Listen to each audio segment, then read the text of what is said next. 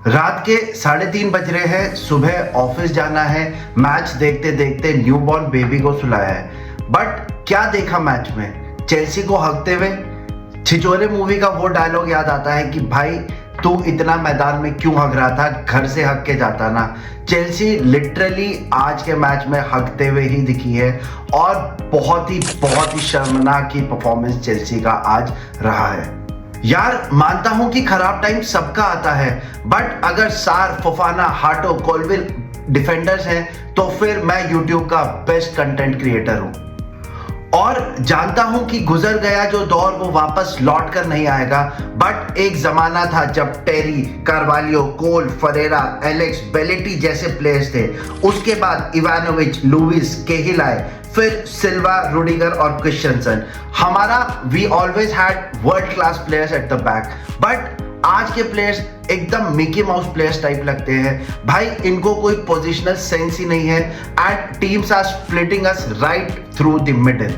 दूसरा, as a Chelsea fan we are used to constant chopping and changing of managers. But पहले जहां एक world class manager जाता था उससे बड़ा और तगड़ा मैनेजर आता था। बट अब अंडर टॉड बॉली एक के बाद एक लगातार एवरेज मैनेजर्स आए जा रहे हैं, फिर चाहे वो पॉटर हो या फिर उसके बाद आया मरेस्का या फिर अब लियाम रोजेनियर का जो न्यू मैनेजर बबल था वो अब पूरी तरीके से बर्स्ट हो चुका है एंड अब केवल हवा बची है एंड वो भी फुस होते जा रही है। भाई I usually don't lose hope on manager so quickly, but Rosenior at max mid level club he manage कर सकता है, ना कि कोई चेल्सी जैसा बड़ा क्लब। आज की डेट में मैनेजर का काम ही क्या है? इतने सारे कोचेस हैं, मैनेजर का काम है केवल प्लेयर्स को मोटिवेटेड रखना एंड हमारे पास केवल एक वर्ल्ड क्लास प्लेयर है, वो है कोल पाल्मर। बट जब से इंजरी हुई है, इंजरी के बाद वापस आया है, भाई all he can do is either score penalties या फिर वो ड्रिबल करता है एंड सीधे बॉल ऑपोजिशन प्लेयर को दे देता है। उसके अंदर एकदम ही मोटिवेशन एंड कॉन्फिडेंस दिखाई ही नहीं दे रहा है। तो यार रोजेनियर ट्रेनिंग में कर क्या रहा है?